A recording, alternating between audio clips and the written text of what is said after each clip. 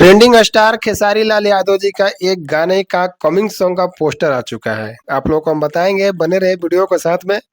क्योंकि खेसारी भैया के पोस्टर आयल बा तो समझ ली कैसन पोस्टर है, कौन सा पोस्टर बा, कब तक गाना आई, कहाँ पे सुने के मिले, कब तक देखे के मिले, सब चीज वीडियो में बात करी जाए। तो वीडियो में आगे बढ़े से पहले नमस्कार प्रणाम और स्वीकार करी हम धर्मेंद्र गुप्ता, रउआ सब देख रहे बन मनमौजी एक्सप्रेस। हम सबसे पहले बतावल चाहता कि खेसारी भैया के जो गाना के पोस्टर कमिंग सॉन्ग जो पोस्टर रिलीज कल गई बा, तो एकरा बारे में बात करे से पहले एक चीज से बतावल चाहता नहीं कि चैनल पर नया है, चैनल का सब्सक्राइब करी जाए, बेल आइकन के दबा के ओकरो भी ऑल कर ले जाए। अब छोटा सा प्यारा सा कमेंट कीजिए जाए, वीडियो को लाइक करके कमेंट करके जरूर आप लोग बताइए कि मेरा वीडियो आप लोग कैसा देखने में लग रहा है। तो चलिए आते हैं मुद्दे पर खेसारी भैया के पोस्टर के ऊपर।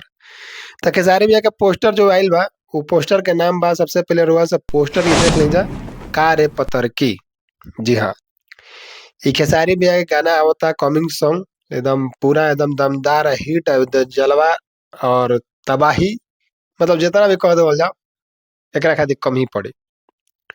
कैसे कि गाना लिखले बड़े अखिलेश कश्यप और म्यूजिक दिले बड़े जो कि बिक्की बॉक्स। जी हाँ, तो खेसारी भैया गाना आप लोग को देखने और सुनने के लिए मिलेगा, लेकिन आप लोग को बताएंगे तो वीडियो के साथ में बने रहेगा। वीडियो में लास्ट तक देखने की कोशिश कीजिए आप लोग, ताकि आप लोग को समझ में आए कि हम वीडियो में क्या बोल रहे हैं, क्या नहीं बोल रहे हैं, क्या बता रहे हैं, ताकि आप लोग वीडियो लास्ट तक देखिएगा तभी आप लोग को समझ में आएगा।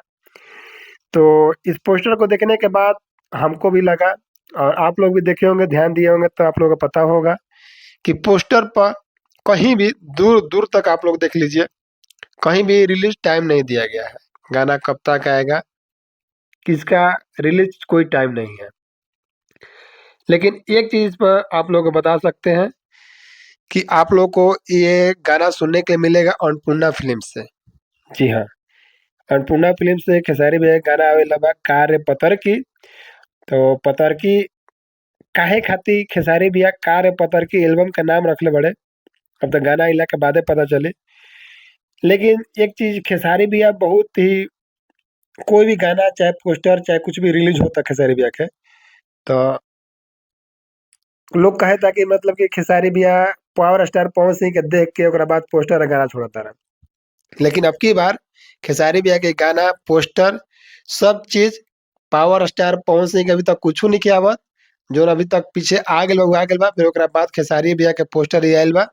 तो पोस्टर पर कुछ रिलीज टाइम देवल लिखे गल, गाना कब तक आई, कहाँ पे देखे के मिली वो बता देनी, लेकिन गाना कब तक आई ये चीज पोस्टर में नहीं बता। तो रउआ सबके गाना सुने के मिली अन्नपूर्णा फिल्म से, और अन्नपूर्णा फिल्म से गाना आई, गाना कब तक आई, कहाँ पे देखे के मिली तो बता देनी, लेकिन गाना के कब तक रिलीज हो की कुछ भी पोस्टर पर टाइम टेबल नहीं बतावल गई। गाना कब तक आई, कब तक ना आई, कौन टाइम की आई, कौन डेट की आई, सब कुछ भी नहीं बतावल गई।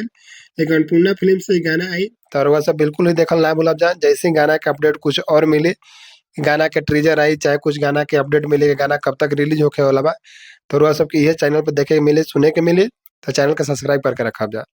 तो ये इतना बतावे खातिर यार कि खेसारी भैया कार्य पतर की पोस्टर रिलीज हो गई बा कमिंग सॉन्ग के, कब तक आवता ये तो कुछ बताओ नहीं गई। मिला तनी किसी नेक्स्ट वीडियो के साथ में, तब तक के लिए जय हिंद, जय भोजपुरी समाज।